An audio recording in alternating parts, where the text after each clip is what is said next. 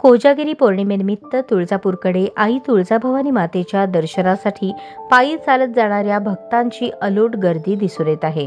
सोलापूरसह सीमावर्तीय भागातील आंध्र व कर्नाटक भागातील अनेक भक्त 70-80 किलोमीटरचे अंतर रात्रंदिवस पायी चालत दर्शनासाठी जात असतात. ही परंपरा गेल्या अनेक वर्षांपासून रूढ झाली आहे. दरवर्षी भक्तांच्या संख्येत वाढ होताना दिसत आहे. लहान थोर, स्त्रिया, पुरुष, अबालवृद्ध यात सामील असतात. आई राजा उदो उदोचा जयघोष सुरू असतो. हा ओघ तुळजापूरला जोडणाऱ्या सर्वच रस्त्यांवरून दिसून येतो. भक्तांचे जागोजागी स्वागत केले जाते. गावोगावी स्वागत कमानी उभारल्या आहेत. याशिवाय चहा, नाश्ता, भोजन, पाणी, कोल्ड्रिंक्स, इतर शीतपेये, औषधे दिली जात आहेत. यासाठी दानशूर लोकांसह काही सामाजिक संघटना व राजकीय नेत्यांनी स्टॉल्स उभारले आहेत. या सर्व रस्त्याच्या ठिकाणी चोख पोलीस बंदोबस्त ठेवण्यात आला आहे.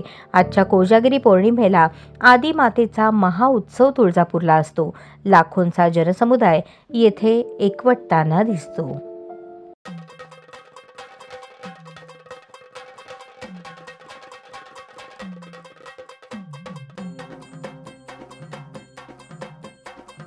लख पडला प्रकाश दिवट्या मशालीचा, गोंधळाला उभा गोंधळी भवानीचा.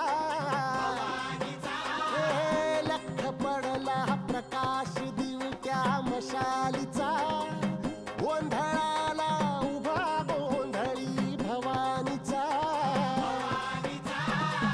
निपणाचा दिमाग तुटला, अंतरंगी आवाज उठला, ऐरणीचा सवाल सुटला ह्या कहाणीचा. लख पडला प्रकाश दिवट्या मशालीचा,